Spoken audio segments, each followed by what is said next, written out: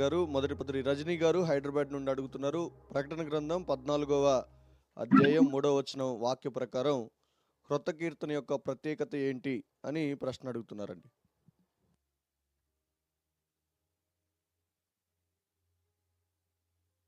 Hello, praise lord sir. Yes. మొదటి ప్రశ్న సహోదరి రజనీ గారు హైదరాబాద్ నుండి అడుగుతున్నారు. ప్రకటన గ్రంథం 14వ అధ్యాయం 3వ వచనం వాక్య ప్రకారం క్రొత్త కీర్తన యొక్క ప్రత్యేకత ఏంటి అని అడుగుతున్నారు పాస్టర్ గారు.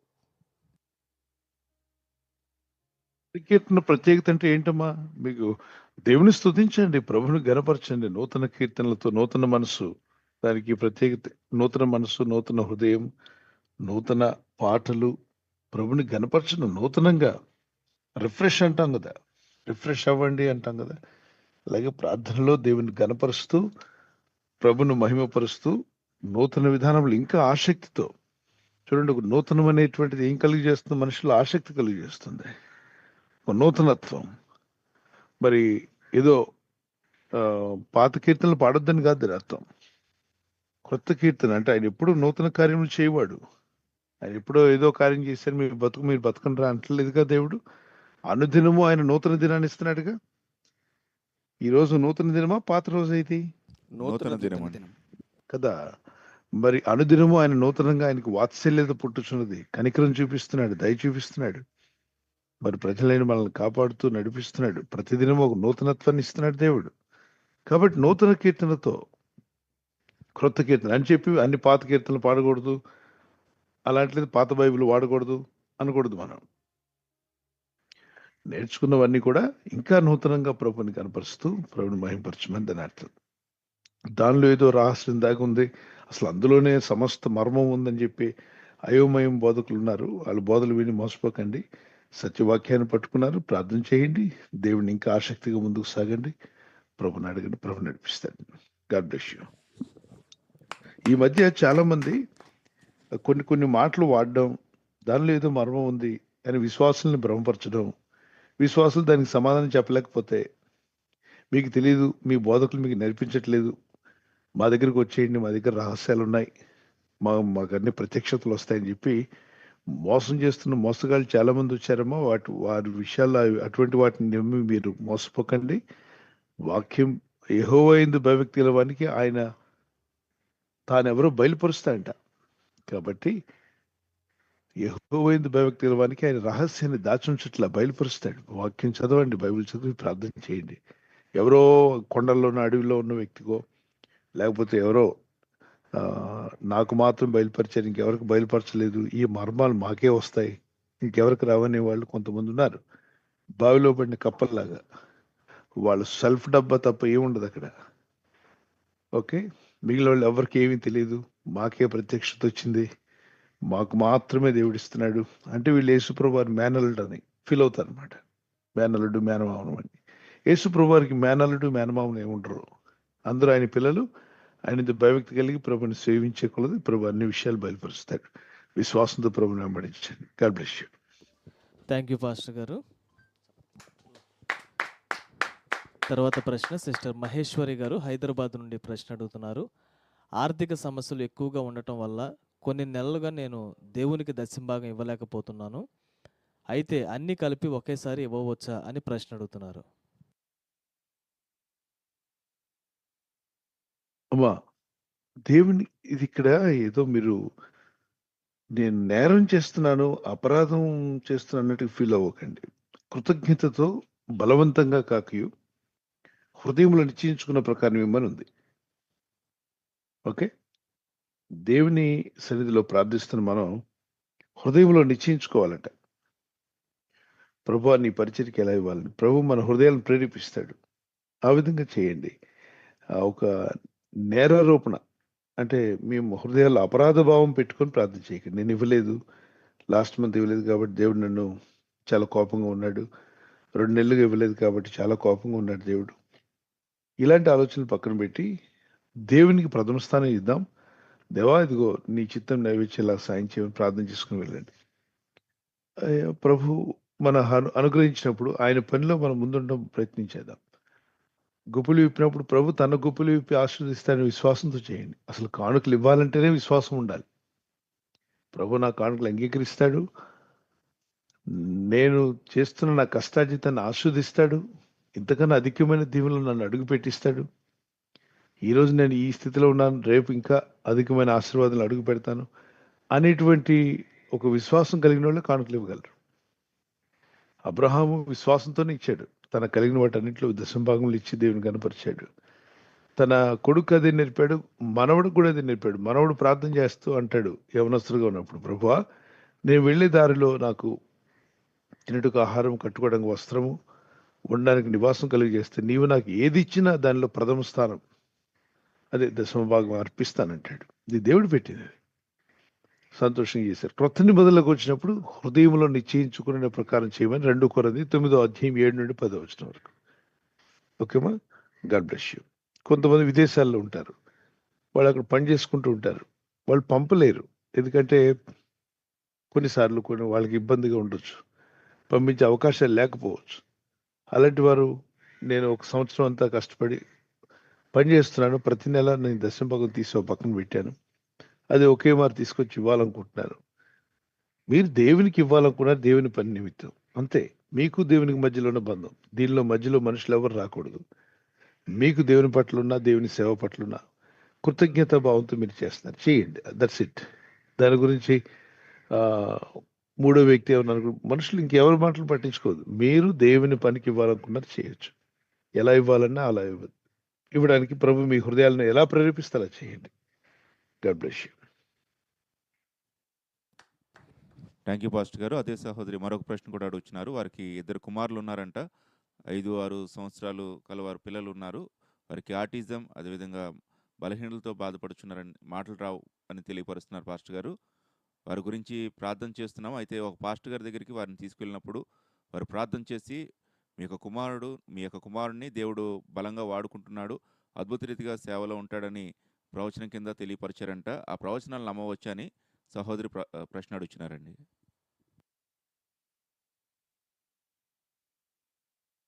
అంటే ఇప్పుడు బాబు చదువుతున్నారా? చదివే వయసా? ఒకరికి 5 సంవత్సరాలు, ఒకరికి 6 సంవత్సరాలు అండి పాస్టర్ గారు. ఓకే, చదవనివ్వండి, బాగా చదవనివ్వండి, ప్రార్థన చేయండి. వాళ్ళకి మాటలు కూడా రావండి పాస్టర్ గారు. ఇద్దరికి మాటలు రావా? అవునండి. అవును పాస్టర్ గారు. మరి చదువుతున్నారని చెప్పారు.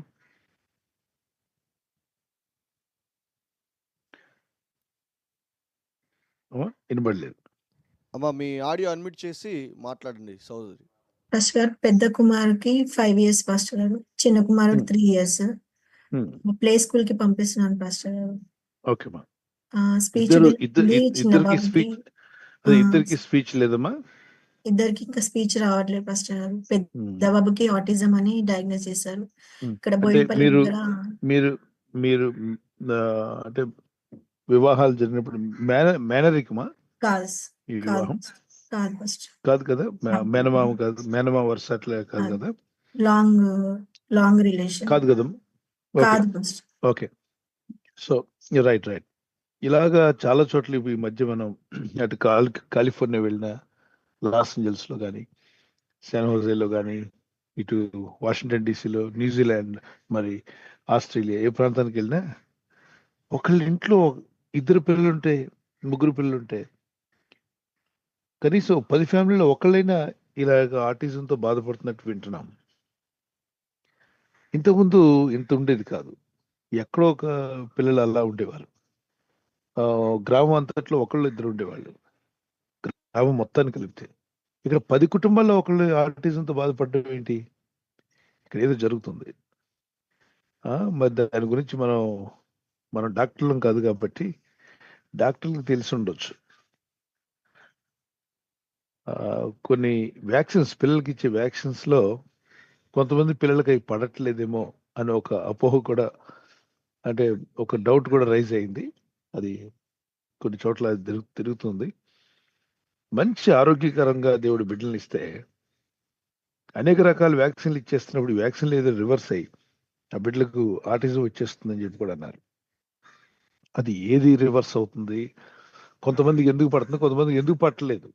ఇది తెలుసుకోవడానికి చాలా టైం పడుతుంది. దాని గురించి తెలిసిన వాళ్ళు బయటికి చెప్పట్లేదా, తెలియక చేయట్లేదా, తెలిసి ఉండి కూడా దాన్ని దాస్తున్నారా?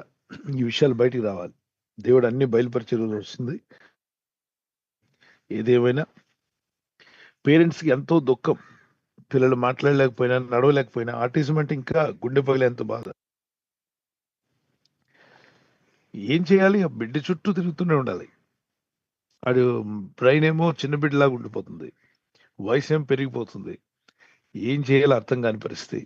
పేరెంట్స్కి అది చాలా బాధాకరమైన విషయం. ప్రార్థన చేస్తున్నానమ్మా. ఆ, నాకు తెలిసినటువంటి ఒక వ్యక్తి కెనడా దేశంలో ఈస్ట్ వెస్ట్ గోదావరి నుండి వాళ్ళు వెళ్ళారు, అక్కడ ఉంటున్నారు. పెద్ద కుమారుడు 20 సంవత్సరాలు వచ్చాయి, పూర్తిగా ఆటిజంతో ఉన్నాడు, ఏం మాట్లాడలేడు. రెండో బిడ్డ అంటే వ్యాక్సిన్స్ అన్ని వేశారు, హాస్పిటల్ అన్ని వ్యాక్సిన్స్ వేశారు. రెండో వాడు కూడా ఏం మాట్లాడలే. ఇద్దరు పెద్ద పిల్లలే, ఇద్దరికి మాటలు రావు. చూడడానికి ఆరోగ్యకరంగా అనిపిస్తున్నారు, కానీ తెలివితేటలు, జ్ఞానము చిన్నతనంలో చిన్నపిల్లలకు ఉన్నట్టు ఉంది, కానీ ఎదగల. అయితే మూడో బాబు కూడా పుట్టినప్పుడు ఏ వ్యాక్సిన్ వేయించకుండా తీసుకొచ్చాడు బిడ్డని. ఇంటికి తెచ్చేస్తే వాళ్ళు హాస్పిటల్ నుండి ఫోన్ చేసి, you are doing a biggest mistake, you are not taking vaccines, what is this అని చెప్పి గట్టిగా సీరియస్ అయ్యే మాట్లాడితే, మీరు చెప్పినట్టుగా ఫస్ట్ బిడ్డకి అన్ని వ్యాక్సిన్లు వేయించా. వాడు మాది మేనరకం వివాహం కాకపోయినా మరి ఏం వ్యాక్సిన్లు ఏం తేడా వచ్చి వచ్చిందో నా కొడుకు ఇలా అయిపోయాడు. రెండో వాడు కూడా మీరు చెప్పినవన్నీ చేశా, వాడిలా అయిపోయాడు. ఈ మూడో వాడి విషయంలో మీరు చెప్పిన ఏది నేను చేయను, నేను సెల్ఫ్ డిసిషన్ తీసుకున్నా, ఏమైనా పర్వాలేదు అని చెప్పి ఆ బాబు నెలలు. వాడు ఆరోగ్యంగా ఉన్నాడు, వాడు మాట్లాడుతున్నాడు, ఈ ఇద్దరు అన్నల్ని వాడు నడిపిస్తున్నాడు. సో ఇక్కడ వ్యాక్సిన్స్ వేయించుకోవద్దని నేను అంటలేదు, కానీ ఏం జరుగుతుందో దేవుడు వాటన్నిటిని బయలుపరచాలి. చాలా మంది బిడ్డల జీవితాల్లో ఇలాంటి విషయాలు మనం చూస్తున్నాం. ఇది చాలా విచారకరమైన విషయం. ఈ అంత్య దినాల్లో మరి మనుషులు మాయవ పనులు చేస్తున్నారా, మోసకరమైన జరుగుతున్నాయా, కావాలని ఈ విధంగా సృష్టిస్తున్నారా, పిల్లలకి ఇచ్చే వ్యాక్సిన్స్ తేడాలు వస్తున్నాయా, మనకు తెలియదు ఇవి. కనుక ఖచ్చితంగా ఇవన్నీ బయటికి వెలుగులోకి రావాలని ప్రే చేద్దాం. కానీ అనుమానం అయితే ఉంది చాలా మందిలో. Let's pray. ప్రభు మీ బిడ్డలను స్వస్థపరిచి ఆరోగ్యవంతులుగా చేసి మాట్లాడుటకు, అలాగే గ్రహించుటకు బుద్ధి జ్ఞానములు యేసు నామములో బిడ్డలకు దేవుడు దయచేయును గాక. ఆమేన్. ఆమేన్. ఆమేన్. ప్రే చేద్దాం. మా దేవుని మీద అప్పగించండి. ప్రభువే మనల్ని వాడుకునేవాడు ప్రభువే. ఓకే, ప్రవచనాలు నమ్ముకుంటూ వెళ్తే ఈ మధ్య ప్రవచనాలు తెగ చెప్తున్నారు, నేను ప్రవక్తని, నేను ప్రవచిస్తున్నా అని. వీళ్ళ మాటలు ఎక్కువ నమ్మొద్దు. నేను మళ్ళా చెప్తున్నాను, వీళ్ళలో చాలా మంది డమ్మీ అంటే డూబులు ఎక్కువ ఉన్నారు. నిజం చెప్పేవాళ్ళు తక్కువ, అబద్ధం చెప్పేవాళ్ళు ఎక్కువ అయిపోయారు. ప్రతిదానికి ప్రవచిస్తున్నా, నేను ప్రవచిస్తున్నా. బాబు నువ్వేం ప్రవచించొద్దు, కానీ పరిశుద్ధాత్మ ఆల్రెడీ ప్రవచించిన వాక్యాలు బైబిల్లో రాయించాడు. ఆత్మదేవుడు ప్రవచన వరాన్ని ఏ విధంగా వాడుకున్నాడో మీరు అపోస్తల కార్యాల్లో చదువుతూ తెలుస్తుంది. ప్రవచనాలు ఉన్నాయి, అయితే మనోళ్ళు ఈ రోజుల్లో చెప్పే ప్రవచనాలు లాంటివి కావు. ప్రవచనము పరిశుద్ధాత్ముడు ప్రేరణ ద్వారా అద్భుతమైనటువంటి విషయాల్లో ప్రభు నడిపించి జరగబోయే విషయాలే కాకుండా జరుగుతున్న విషయాలన్నీ కూడా యథార్థంగా దేవుని ఆత్మ నడిపిస్తుంది. దాన్ని మిస్ అవుతూ చాలా మంది నేను ప్రవచిస్తున్నా, నా ప్రవక్తను నేను ప్రవక్తని పేర్లు పెట్టుకున్నా. ఆఫ్రికాలో ఎక్కువ ఉంటారు వీళ్ళు. వీధికి ఒక 30 మంది అయిన ప్రవక్తలు ఉంటారు. ఒక్కడు సరిగా వాక్యం చదవడు, సరిగా బైబిల్ చదివి ప్రార్థన చేయడు, కానీ అందరూ ప్రవక్తలు. మాట్లాడితే నేను ప్రవక్తని. స్త్రీలు కూడా నేను ప్రవక్తని, పురుషులేమో నేను ప్రవక్తను అని చెప్పి అనుకుంటున్నారు. ప్రాఫిటస్ అండ్ ప్రాఫిట్, అండ్ వీళ్ళు ఇంకా ఎక్కువైపోతున్నారు ఎక్కడ చూసింది. దాన్ని మనం చూస్తే ఇప్పుడు మన మధ్యలో కూడా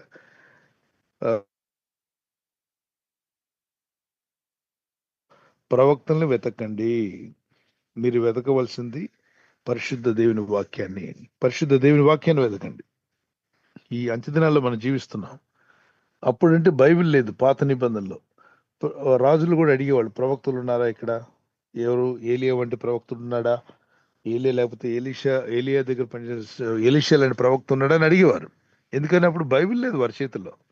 ఇప్పుడు మనకు బైబిల్ ఇవ్వబడింది, దేవుని వాక్యం మన చేతుల్లో ఉంది. దీన్ని చదవండి, దేవుని యొక్క చిత్తం ఏంటో మీకు అర్థమవుతుంది. దేవుని సంకల్పం, దేవుని యొక్క మనస్సు, దేవుని యొక్క ఆలోచనలు, దేవుని యొక్క నడిపింపు అన్నీ బైబిల్లో రాసి ఉన్నాయి. అప్పుడు పుస్తకం లేనప్పుడు, బుక్ లేనప్పుడు ప్రవక్తల మీద ఆధారపడ్డారు. ఇప్పుడు మనం ఆధారపడవలసింది దేవుని వాక్యం పైన. ఆది యందు ప్రవక్త ఉండేనా ఉందా? ఆది యందు వాక్యం ఉండేనా? వాక్యం వాక్యం ఉండేది. ఉండేది. కదా. వాక్యమైన దేవుడిని పట్టుకోండి. పరిశుద్ధాత్మ నడిపిస్తాడు, ఆత్మకార్యాలు ఉన్నాయి.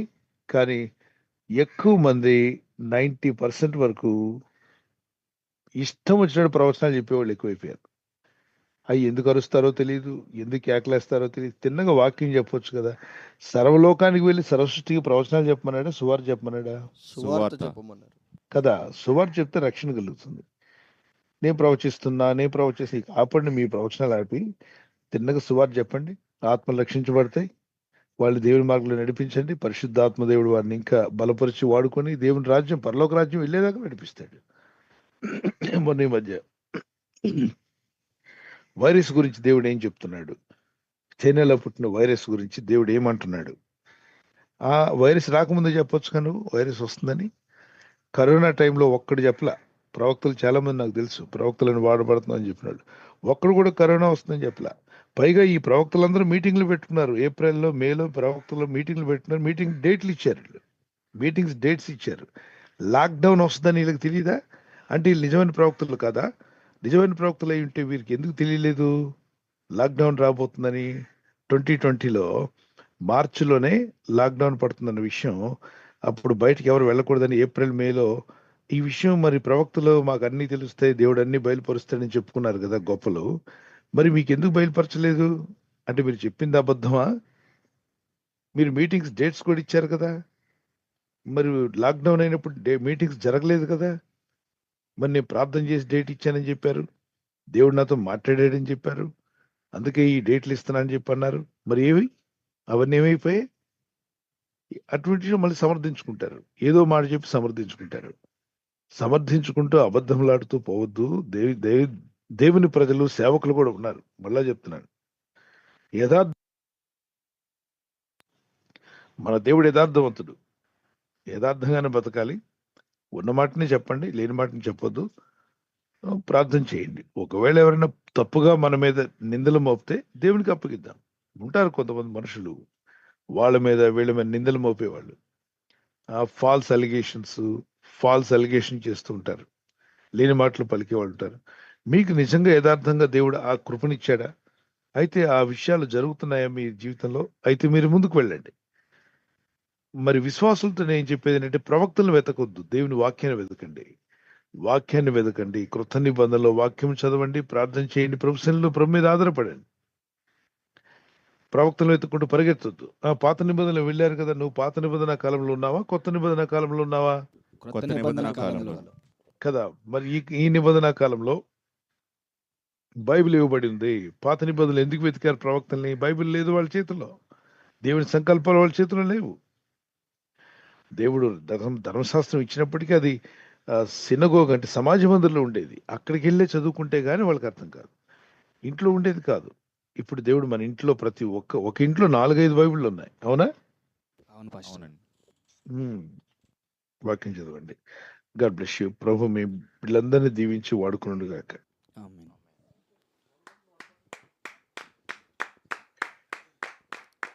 థ్యాంక్ యూ పాస్టర్ గారు. తర్వాత ప్రశ్న సిస్టర్ జానకి గారు హైదరాబాద్ నుంచి ఈ విధంగా ప్రశ్న అడుగుతున్నారు. పాస్టర్ గారు, భార్యాభర్తలు ఇద్దరికి ఒకే వాగ్దానం వచ్చింది, అలా రావచ్చా?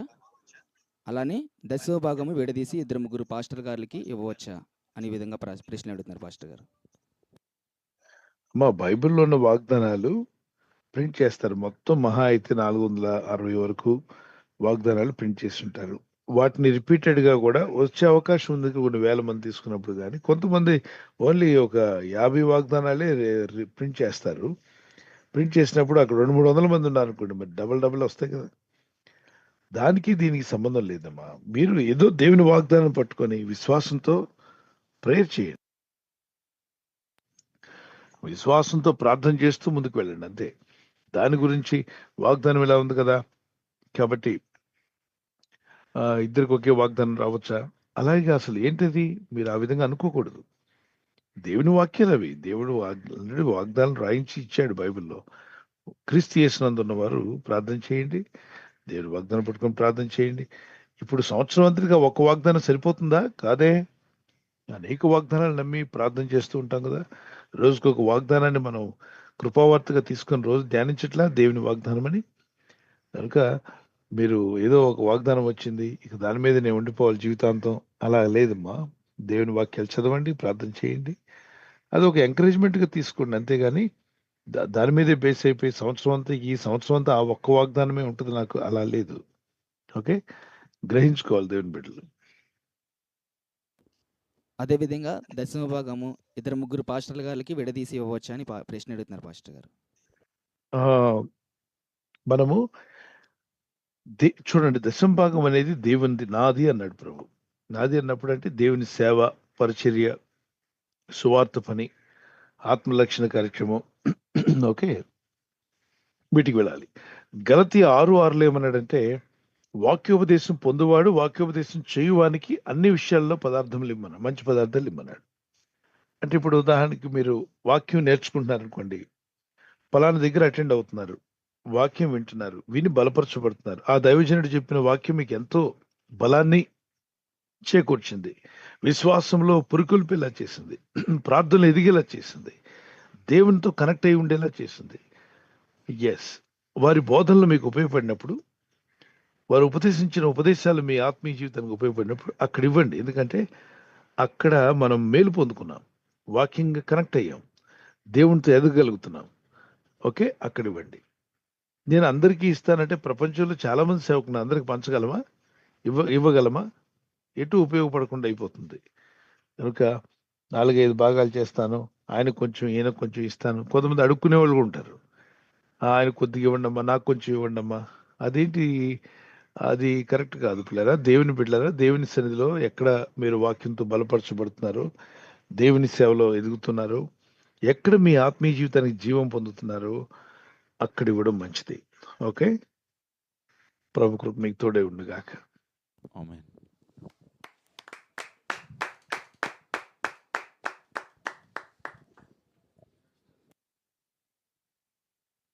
థ్యాంక్ యూ పాస్టర్ గారు. తర్వాత ప్రశ్న రెడ్ నాయుడు గారు అమలాపురం నుంచి అడుగుతున్నారండి. వారి ఊర్లో ఒక చర్చి ఉంది, అది పాతది. అదే ప్లేస్లో ఒక కొత్త చర్చి నిర్మిందామని పాత చర్చిని కూల్చేసి ఆ ప్లేస్లో ముందుగా పాస్టర్ గారు ఉండడానికి ఇల్లు కట్టుకున్నారు. దానిపైన చర్చి కొరకు ఏర్పాటు చేశారు. అయితే ఆ స్థలం ఇంటి స్థలం కింద రిజిస్ట్రేషన్ అయింది. దానివల్ల ఆ రిజిస్ట్రేషను ఇంటి పైన వారు చర్చిని నిర్మించుకోవాలనుకుంటున్నప్పుడు దానికి మరలా రిజిస్ట్రేషన్కి వెళ్ళినప్పుడు ఇది ఇంటి కింద రిజిస్ట్రేషన్ అయింది కాబట్టి దానిలో చర్చి నిర్మించుకోవడం అవ్వదు అని అంటున్నారు. ఆ విధంగా రిజిస్టర్ ఆఫీస్కి వెళ్ళి, అయ్యా ఇంటి కొరకు మేము రిజిస్ట్రేషన్ చేసుకున్న ఇంటి మీద, ఇప్పుడు అపార్ట్మెంట్లు కట్టుకోవట్లే, అలాగే పైన ఒక షెడ్ వేయాలనుకుంటున్నాము, మాకు పర్మిషన్ కావాలి అని చెప్పి షెడ్ వేసుకోండి. షెడ్ వేసి దాని మీద స్లాబ్ వేయండి, ఒక హాల్గా రూపొందించండి. ఆ హాల్లో మీరు ప్రార్థన చేసుకోండి, సరిపోతుంది. ఎంతమంది ఇండ్ల మీద హాల్లో ప్రార్థన జరగట్లేదు? పోనీ ఇల్లే అని ఇచ్చారనుకోండి, అది ఇల్లుగా ఉండాలని, ఓకే, స్లాబ్ వేయండి, గోడలు కట్టకుండా, లోపల హాల్ ఎంటీగా ఉంచండి, పైన స్లాబ్ వేయండి, చుట్టూ పిల్లర్స్ ఉంటాయి, లోపల హాల్ ఉంటుంది, హాల్లో ప్రార్థన చేయడం స్టార్ట్ చేయండి. ఆ పర్మిషన్ ఉంటుందా, పర్మిషన్ ఇస్తారా లేదా? వద్దన్నారు కాబట్టి, గవర్నమెంట్ వద్దన్నారు కాబట్టి మనం ఆగిపోదాం. గవర్నమెంట్ వద్దంటే మనం ప్రార్థన చేయడం కూడా ఆపేద్దామా? గవర్నమెంట్ వద్దంటే ప్రార్థన చేయడం కూడా ఆపేద్దామా? చెప్పండి. ఆపకూడదు పాస్టర్ గారు. ఎవడొద్దన్నా మనం ఆపేది లేదు. ఏంటిది? ప్రార్థన. ప్రార్థన. అయితే పర్మిషన్ లేదు అక్కడ చర్చి కంటే, చర్చిగా పర్మిషన్ లేకపోయినా లోపల ప్రార్థన చేసుకోవడానికి ఎవ్వరు ఆపలేరు. ఎవరు భక్తి వారు. మన రాజ్యాంగం మనకు ఇచ్చినటువంటి కాన్స్టిట్యూషన్ ఏం చెప్పింది? నీకు ఇష్టమైన దేవుడిని నమ్ముకో. భారతీయుడిగా ఉన్న ప్రతి ఒక్కడు, ఇండియన్, యాజ్ ఎన్ ఇండియన్, భారతదేశం భారత గడ్డమే పుట్టినవాడు, తనకి ఇష్టమైన దైవాన్ని నమ్ముకోవచ్చు, తనకి ఇష్టమైన మతంలోకి వెళ్ళొచ్చు, తనకి ఇష్టమైన వస్త్రాలు వేసుకోవచ్చు, తనకి ఇష్టమైన ఆహారం తినొచ్చు. అది వ్యక్తిగత స్వేచ్ఛ, డెమోక్రసీ. కాబట్టి మనం హాల్ కట్టుకున్నాం, మన ఇంట్లో మనం ప్రార్థన చేసుకుంటాం. పక్క వాళ్ళకి ఇబ్బంది లేకుండా చేసుకోండి, పొరుగు వారికి ఇబ్బంది లేకుండా చేసుకోండి. పొరుగు వాళ్ళందరూ ఇక్కడ వద్దండి మాకు చర్చి మా ఇళ్ళ మధ్యలో గోల అవుతుంది అది ఇది అని అంటే దానికి వేరే మార్గం ఉంది. సౌండ్ బయటికి వెళ్లకుండా ఇతరులకు శబ్ద కలుషితం లేకుండా చేసుకునే మార్గం ఉంది. ఆ విధంగా ఏర్పాటు చేసుకుంటే సౌండ్ బయటికి వెళ్ళదు, మనం ప్రార్థన చేసుకోవచ్చు. ఇస్లామిక్ కంట్రీల్లోనే ప్రార్థనకి వాళ్ళు పర్మిషన్ ఇస్తున్నారు. పర్మిషన్ లేని దగ్గర కూడా చేస్తున్నారు మన వాళ్ళు. అండర్ గ్రౌండ్ లో ప్రార్థన చేస్తున్నారు. సౌదీ అరేబియాలో అయితే పబ్లిక్ గా చేసుకోవడానికి పర్మిషన్స్ లేవు. మరి అండర్ గ్రౌండ్ లో కింద హాల్లో, ఇంటి కింద ఉన్న హాల్లో ప్రేయర్ జరుగుతున్నాయి. అనేక రూమ్స్ లో ప్రార్థన జరుగుతున్నాయి. కనుక ప్రార్థించాలని మనసు ఉంది అంటే పోనీ ఇంటి కోసమే ఇచ్చారు, చర్చికి ఇవ్వట్లేదు, పైన పైన స్లాబ్ వేయండి, మరి ఇంటి కోసమే వేయండి, ఇంట్లో ప్రార్థన చేయండి. You can do that prayer, nothing wrong. God bless you. మరి ఊరందరికి వెళ్ళి పర్మిషన్ లేదు కదండి, పర్మిషన్ ఉంటేనే కదండి అంటే పర్మిషన్ ఇవ్వని వాళ్ళు ఎంతో మంది ఉన్నారు. నువ్వు ఎన్నిసార్లు తిరిగినా పర్మిషన్ ఇవ్వరాళ్ళు. వాళ్ళకి సారా మందు షాప్ అంటే ఇస్తాడు, ప్రార్థన అంటే ఇవ్వడు. దౌర్భాగ్యులు చాలా మంది ఉన్నారు. అలాంటి విషయాల్లో మనం వెనకాడడం ఎందుకు? మన పని మనం చేసుకుని వెళ్ళిపోవడమే. God bless you. అదేవిధంగా సహోదరుడు ఈ విధంగా అడుగుతున్నారండి, చర్చి స్థలంలో వారు ఇంటిని నిర్మించుకున్నారంట, ఆ విధంగా పాస్టర్ గారు ఇంటిని నిర్మించుకోవచ్చా అని అడుగుతున్నారు పాస్టర్ గారు. అంటే ఇక్కడ మీరు గమనించవలసింది, మీరందరూ ఏకీవించేశారా, అంగీకరించకుండా చేశారా? అంగీకరించి చేస్తుంటే మాట్లాడండి. మరి కలిసి మరి ప్రార్థనా స్థలాన్ని ఇలా మీరు ఉండడానికి నివాసంగా మీరు తీసుకున్నారు కాబట్టి మరి ప్రార్థన ఎక్కడ చేయాలి? ఇంటి మీద స్లాబ్ వేద్దాం. ఒకవేళ స్లాబ్కి అది ఉపయోగపడదు, ఇంటి మీద షెడ్ కూడా వేయచ్చుగా. షెడ్ వేసుకొని ప్రార్థన చేసుకోవచ్చు. షెడ్ ఎందుకు వేస్తున్నారు? అవునండి, రేకుల షెడ్ వేసుకుంటున్నాం. ఎందుకోసమైనా వాడుకుంటాం. అది ఇంట్లో మనుషుల కోసం వాడుకోవచ్చు. మీకు తెలుసు విశ్వాసులకు అది ప్రార్థన కోసమని. ఊరందరికి తెలియని అవసరం లేదు. ఊరందరు పర్మిషన్ తీసుకుని వాళ్ళు చెడ్డ పనులు చేసేవాళ్ళు ఊర్లో వాళ్ళందరూ పర్మిషన్ తీసుకుని సినిమాకి వెళ్తున్నారా? ఈ మందు తాగేవాడు ఊరందరూ పర్మిషన్ తీసుకుని మందు తాగుతున్నాడా? లేదు పాస్టర్. చెప్పండి. లేదండి. లేదు. ఈ పాపాలు చేసే వాళ్ళంతా పోలీస్ స్టేషన్ పర్మిషన్ తీసుకుంటున్నారా? తీసుకోవట్లేదు పాస్టర్ గారు. తీసుకోవట్లేదు కదా. మరి ప్రార్థన చేయడానికి నీ పర్మిషన్ ఊరందరిది అవసరమా? కొందరు తింగరోళ్ళు ఉంటారు, వద్దంటాడు. కొందరు మత పిచ్చోళ్ళు ఉంటారు, వద్దంటారు. ఉన్మాదులు ఉంటారు, వద్దంటారు. కొందరు భక్తులు ఉంటారు, ఎవరు ప్రార్థనలు చేసుకోండి, ఎవరి దేవుడిని వాళ్ళు మొక్కోండి, మీకు నమ్మిన విశ్వాసాన్ని మీరు వెంబడించండి, దాన్ని ఏముంది, మీరేం తప్పు చేయట్లేదు కదా అంటారు. కాబట్టి మనుషుల్లో పలు విధాలైన మనుషులు ఉన్నారు. ప్రతి ఒక్కరు పర్మిషన్ మనకు అవసరంలా. ఒకవేళ స్థలం మీరు అన్నట్టుగా మందిరం కట్టాల్సిన దగ్గర ఇల్లు కట్టారు, ఇంటి మీద ప్రార్థన చేసి అందరూ కలిసి మాట్లాడుకొని ఒక షెడ్ వేయండి. షెడ్ వేసిన తర్వాత దానిలో ప్రార్థన స్టార్ట్ చేయండి. సేవకులతో చెప్పండి, ఇప్పుడు పాస్టర్ గారు ఉన్న ఇంట్లో కూడా హాల్ ఉంటుంది కదా, హాల్లో ప్రార్థన స్టార్ట్ చేయండి.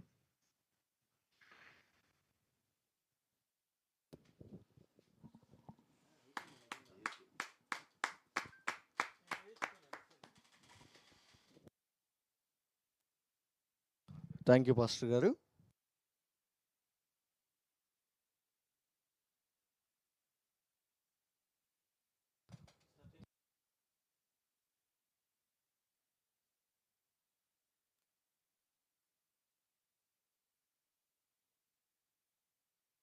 బ్రదర్ ప్రవీణ్ మాథ్యూ గారు ఈ విధంగా ప్రశ్న అడుగుతున్నారు పాస్టర్ గారు. ఈ భూమి మీద అన్ని గ్రంథాలు దేవుడు ఒక్కడే అని సెలవిస్తున్నాయి.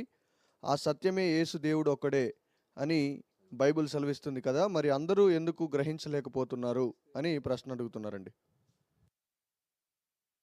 పాపము చేసి అందరూ దారి తొలగి ఉన్నారని వాక్యం సెలవిస్తుంది. ఓకే, ఈ యుగ దేవత అంటే ఈ యుగాన్ని ఏలేటువంటి ఒక ఆత్మ అవిశ్వాసులైన వారి మనోనేత్రాలకు గుడ్డితనం కలుగు చేశాయంట. 2 కొరింథీ 4:4. ప్రవీణ్ గారు ప్రతిరోజు మీరు ప్రార్థనలో ఉంటారు, మీరు ఇండియన్ ఆర్మీలో ఉన్నారు, గాడ్ బ్లెస్ యూ.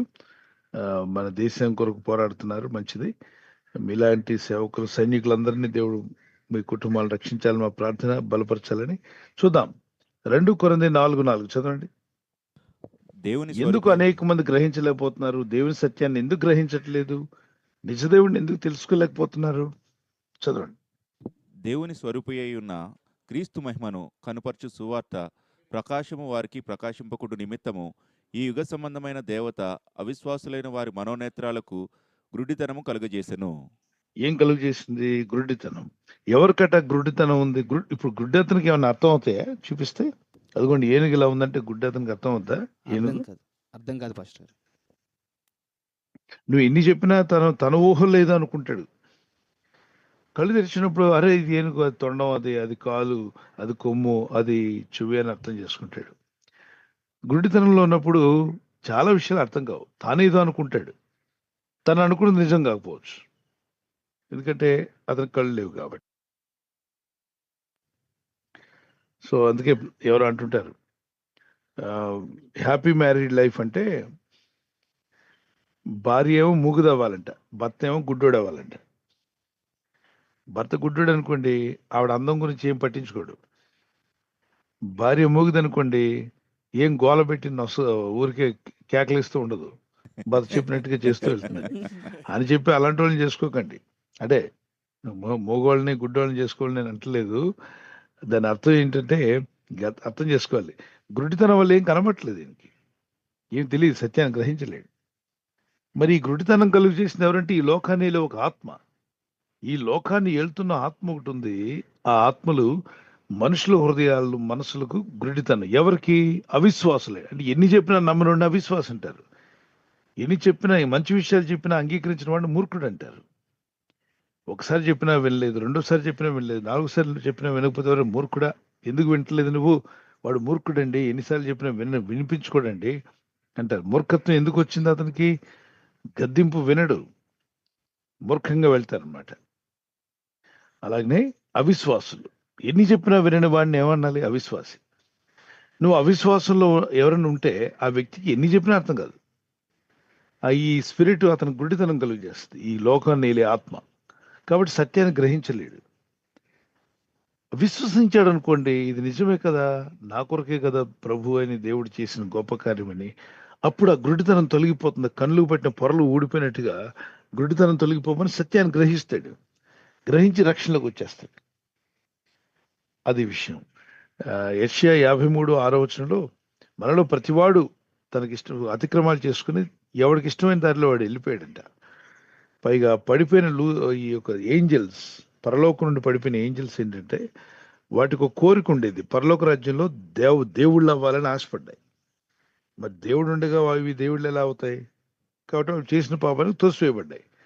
అక్కడ స్థానం లేదు కాబట్టి, అక్కడ పూజించబడలేదు కనుక వాటి కోరిక ఏంటి? పూజించబడాలి అన్న కోరిక. అయితే ఇవన్నీ ఫాలన్ ఏంజల్స్ పడిపోయాయి, పైనుండి పడగొట్టబడ్డాయి. వాటి ఆశ తీరలా. ఏం ఆశ? దేవుడిలాగా పూజించబడాలి, స్తుతించబడాలని. అక్కడ తీరలేదు కాబట్టి ఆ ఆశ ఎక్కడ తీర్చుకుంటున్నాయి? భూలోకంలో. ఇక్కడ తీర్చుకుంటున్నాయి. ఇప్పుడు స్కూల్లో, హాస్టల్లో చదువుతున్నారు యూనివర్సిటీ స్టూడెంట్స్. అక్కడ వాళ్ళు మందు తాగాలి, డ్రగ్స్ తాగాలి, అమ్మాయిలతో తిరగాలి, పాడు పనులు చేయాలనుకున్నారు. అది యూనివర్సిటీ హెడ్స్కి, ప్రిన్సిపల్కి తెలిసినప్పుడు ఏం చేస్తారు? వాళ్ళని స్కూల్లో నుండి, ఆ కాలేజీల నుండి, లేదంటే ఆ యూనివర్సిటీ హాస్టల్ నుండి తీసేస్తారు. తీసేసినప్పుడు వాడు బయటకు వచ్చి ఏం చేయాలనుకుంటాడు? వాడి కోరిక ఏంటి? డ్రగ్స్ తాగాలి, డ్రగ్స్ వాడాలి, మందు తాగాలి, పేకాట ఆడాలి, వ్యభిచారం చేయాలనుకుంటున్నాడు. వాడు బయటకు వెళ్ళిపోయాక ఆ పని చేస్తాడా, వేరే పని చేస్తాడా? అదే పని చేస్తాడండి. ఎందుకంటే అదే కోరికతో వాడు బయటికి తీసేయబడ్డాడు. ఇప్పుడు దేవుళ్ళు అవ్వాలి, దేవుళ్ళుగా కొలవబడాలన్న ఆశతో ఉన్నటువంటి దూతలు పరలోకంలో త్రోసివేయబడితే కిందకు వచ్చాక ఏం చేస్తాయి ఇవి? అటు ఆశ ఏంటి? దేవుడిలాగా ఉండాలని, దేవుడిలాగా ఉండాలి, దేవుడిలాగా పూజించబడాలనుకున్నాయి. కాబట్టి వాటి కొరకు కొంతమంది మనుషుల్ని ఏర్పరచుకొని మమ్మల్ని మొక్కండి, ఎవరిని మొక్కనక్కర్లా, మమ్మల్ని మొక్కండి సరిపోతాయి అని చెప్పి రకరకాల పేర్లు ఇచ్చేసి కన్ఫ్యూజ్ చేసాయి. ఈ మనుషులు కూడా అవిశ్వాసంతో ఉంటారు కానీ విశ్వాసంతో ఉంటారు. గమనించండి, దాన్ని ఎందుకు మొక్కుతున్నావు నువ్వు అంటే ఆలోచించడు. అదంతేనండి, మా పితరులు మొక్కారు కాబట్టి నేను కూడా మొక్కుతాను అంటాడు. కానీ దాన్ని ఎందుకు మొక్కాలి, అవసరమా, అంటే పూజించబడటం కదా అర్హత కలిగిందేనా లేదా అని ఆలోచించరు. మనం ఇప్పుడు ఎవరికైనా డబ్బులు ఇవ్వాలంటే ఆలోచిస్తాం, ఎందుకు ఇవ్వాలి అని ఆలోచిస్తాం. మరి డబ్బు ఇచ్చేదానికన్నా మన హృదయం పూజ, మనం ఇచ్చేటువంటి ఆరాధన ఇవ్వడం చాలా ప్రాముఖ్యమైనది. ఆరాధన చేసేటప్పుడు ఆ వ్యక్తి ఆరాధనకు అర్హుడా కాదా, నేను పూజిస్తే ఆ వ్యక్తి పూజకు అర్హుడా అనేది గ్రహించగలిగితే బాగుంటుంది. అప్పుడు సత్యమైన వ్యక్తికి, దేవుడికి మాత్రం పూజనిస్తాం. అలా కాకుండా ఈ రోజుల్లో ఎంత తేలికైపోయిందంటే, మీరు ఒక ముద్ద అన్నం పెడితే వెంటనే బాబు నువ్వే నా దేవుడు బాబు అని మొక్కేస్తారు. మొక్కేవాళ్ళేరా? ఉన్నారు ఉన్నారండి. పాస్టర్ గారు. అంటే అంత చులకనైపోయాడు దేవుడు. ఎప్పుడైనా ఒక స్త్రీ రోడ్డు మీద కనిపించింది అనుకోండి, ఆమె ఏదో చిన్న సాయం చేసింది అనుకోండి, అమ్మ అచ్చం నువ్వు నాకు భార్యలాగా ఉన్నావని అంటావా? అన్నారు లేదండి. అనకూడదు. చెప్పు తీసుకుని మొహం పగలగొట్టదు. మరి ఆ, దేవుడు అంటే అంత చులకనైపోయాడా? ఒక ముద్ద అన్నం పెట్టి ఒక షర్ట్ ఇచ్చిన వెంటనే బాబు నువ్వే నా దేవుడు అయ్యా అనేస్తారు. అంటే దేవుడి స్థానం ఎవరికైనా ఇచ్చేస్తావా? నీ భార్య స్థానం ఇంకో స్త్రీకి ఇవ్వు, ఏం ఏం జరుగుతుందో చూద్దాం. నీ భర్త స్థానం ఇంకో పురుషునికి ఇస్తే ఎలా ఉంటుంది? మరి భర్త స్థానమే ఇంకో వ్యక్తికి ఇవ్వలేవు, భార్య స్థానం ఇంకో స్త్రీకి ఇవ్వలేవు, మరి దేవుని స్థానం ఎవడికి పడితే వాడికి ఇచ్చేస్తావా? అన్నం పెట్టినంత మాత్రాన వాడు దేవుడు అయిపోతాడా? నీకు హాస్పిటల్లో కొంచెం సాయం చేస్తే దేవుడు అయిపోతాడా? మానవులకు సాయం చేసుకోవాలి. కొందరు చెడ్డవాళ్ళు ఉంటారు, కొందరు కఠిన హృదయాలు ఉంటారు, కొన్ని యథార్థంగా ఉంటారు, కొందరు మంచివాళ్ళు ఉంటారు. ఎవరు సాయం చేస్తే మంచివాడండి, మీరు చాలా మంచివారండి, మాకు సాయం చేశారు, మీరు దాతలండి, ఔదార్యం కలిగిన వారు అని చెప్పాలి. అంతేగాని మీరు నాకు దేవుడు అని చెప్పడం ఏంటి? అంటే దేవుడి స్థానం అంత చీప్ అయిపోయిందా నీకు? నీ భార్య స్థానమే మరొక స్త్రీకి ఇవ్వలేవే, నీ భర్త స్థానం మరొక పురుషునికి ఇవ్వలేవు. అటువంటిప్పుడు దేవుని స్థానం అంత చీప్గా నువ్వు ఎవరికి పడితే వాళ్ళకి ఇస్తావా? ఇది మనుషులు చేస్తున్న పెద్ద పొరపాటు ఏంటంటే, దేన్నైనా మొక్కేస్తాడు, దేవుణ్ణి అంత చులకనగా చూస్తున్నాడు. దేవుడు ఎవరిని వెతికి దైవాన్వేషణ చేసినప్పుడు ఖచ్చితంగా సత్యాన్ని గ్రహిస్తారు, రక్షకుడిని తెలుసుకుంటారు. అందుకే విశ్వాసులైన వారికి మనోనేత్రాలు తెరవబడతాయి. అవిశ్వాసిగా ఉంటే వాడు కళ్ళు ఎప్పుడు ఆత్మనేత్రాలు మూగిపడి ఉంటే కానీ సత్యాన్ని గ్రహించలేడు, ఆ సత్యవంతుడైన దేవుని ఎదుగు చేరలేడు. ప్రార్థన చేద్దాం, అలాంటి వారు కూడా సత్యంలోకి రావాలని ప్రే చేద్దాం. God bless you.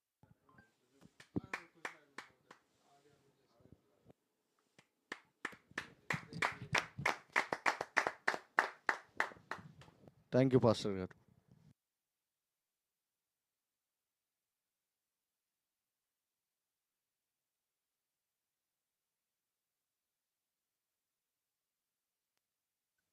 పిల్లరా కొన్ని ఇబ్బందులు కలుగుతున్నాయి అనేక చోట్ల. మరి కాలిఫోర్నియాలో, లాస్ ఏంజల్స్ ఆ ప్రాంతంలో అగ్ని వైల్డ్ ఫైర్స్ స్ప్రెడ్ అవుతున్నాయి. ఎంతో మంది ఇళ్ళు కాలి బూడిదైపోతూ ఉన్నాయి. మరి గతంలో కూడా మనం చూసాం, ఆస్ట్రేలియాలో కూడా భయంకరమైనటువంటి వైల్డ్ ఫైర్స్ వల్ల ఎంతో మంది నష్టపోయారు. ఇటువంటి పరిస్థితి అప్పుడప్పుడు కాలిఫోర్నియా ప్రాంతంలో జరుగుతుంటుంది. ఈసారి మళ్ళా భయంకరంగా ఎంతో మంది నష్టపోతూ ఉన్నారు. ప్రార్థన చేద్దాం, అందరూ అంతటా రక్షించబడాలని. అలాగే టిబెట్ ప్రాంతంలో భూకంపం గురించి విన్నాం, వారు కూడా నష్టపోయే విధంగా కాకుండా అందరూ రక్షణ పొందాలని ప్రార్థన చేద్దాం. ఈ సంవత్సరం ఎన్నో న్యాచురల్ డిసాస్టర్స్ అంటారు, ప్రకృతి వైపరీత్యాలు ప్రతి సంవత్సరం జరుగుతూనే ఉన్నాయి. ఈ సంవత్సరం ఇంకా ఎక్కువ అవుతాయి, నెక్స్ట్ ఇయర్ ఇంకా ఎక్కువ అవుతాయి. మనుషులు పాపం పెరుగుతుంది. ఇది గ్లోబల్ వార్మింగ్ అంటారు, కానీ ఇది సిన్ వార్మింగ్. సిన్ పాపం పెరుగుతుంది. పాపం పెరిగితే అన్నిట్లో మార్పులు వచ్చేస్తాయి. కనుక ప్రార్థిద్దాం, అందరూ అంతర్ రక్షణ పొందాలని. ఈ లోకం శాశ్వతం కాదు, అయితే ఎవరు నష్టపోవడం దేవుని చిత్తం కూడా కాదు. దేవుని కాపుదలు అందరికీ ఉండాలని ప్రే చేద్దాం. ప్రతిరోజు చేస్తున్నాం, మీరు కూడా ప్రార్థనలు జ్ఞాపం చేసుకునండి. ఎప్పుడు ఏ విషయం విన్నా వాటి కొరకు ప్రార్థన చేయండి. దేవుని కనికరం చొప్పునాటి వారందరూ రక్షణ పొందుదురుగాక. ఎవరు ప్రమాదంలో అపాయంలో ఉన్నా, ఎవరు ఇబ్బందులు ఉన్నా, వ్యాధి రోగాలతో ఉన్నా, గుండె మీద చేపెట్టి ఒక చేయి ప్రభు అయిపోతుంది. జీవం గల మా తండ్రి, సర్వోన్నతుడా, సర్వశక్తిమంతుడా, వ్యాధులతో, బాధలతో, అనారోగ్యాలతో బాధపడుచున్న తల్లులు, తండ్రులు, Yes, Lord. చెల్లెళ్ళు, ఆకలు, మరి సహోదరులు, చిన్న బిడ్డలు, పసిబిడ్డలు, అలాగే గర్భిణీ స్త్రీలు, ప్రెగ్నెంట్ లేడీస్, అలాగే నర్సింగ్ మదర్స్, పాలిచ్చు తల్లులు, కానీ ఎవరికి ఇబ్బంది ఉన్న, ఆటిజం వల్ల బాధపడేవారు, డిప్రెషన్ వల్ల బాధపడుతున్న వారు, కృంగిపోయిన వారు, వేదంతో ఉన్నవారు, గాయాల పాలైన వారు, ప్రభా హాస్పిటల్ పాలైన వారు అందరికీ స్వస్థత కలుగును గాక. ఆమేన్. త్వరలో కోలుకుందురు గాక. ఆమేన్. ఈ వైల్డ్ ఫైర్స్ వల్ల ఆస్తులు కోల్పోయిన వారు, అలాగే కుటుంబస్తులను కోల్పోయిన వారు, న్యాచురల్ డిసాస్టర్స్ వల్ల భూకంపాలని, అగ్నిపర్వతాలని, అనేక విధాలైనటువంటి ప్రమాదాలకు గురైనటువంటి వారు, రోడ్డు ప్రమాదాలు కానీ, ఆకాశ మార్గంలో, రైలు మార్గంలో ప్రభా పనిచేస్తున్న స్థలాల్లో గాయాలు పాలైన వారందరికీ స్వస్థత కలుగునుగాక. ఆమేన్. నష్టపోకుండా కాపాడండి. నష్టపోయిన బిడ్డలు తిరిగి కోలుకోవడానికి సహాయం దయచేయండి. కృంగిపోయిన వారిని లేవనెత్తండి. బలహీనులకు బలాభివృద్ధినిచ్చేవాడు నీవు. ఎవరైతే బలహీనంగా ఉన్నారో వారందరికీ బలాభివృద్ధి కలుగునుగాక. ఆమేన్. వీక్నెస్ తో బాధపడుచున్న, వ్యాధులతో, రోగాలతో, ఆస్తమాతో, అనేక విధాలైన జబ్బులతో బాధపడుచున్న వారికి యేసు నామములో స్వస్థత కలుగునుగాక. ఆమేన్. పిల్లలు ప్రార్థన చేద్దాం. అలాగే విశాఖపట్నంలో 6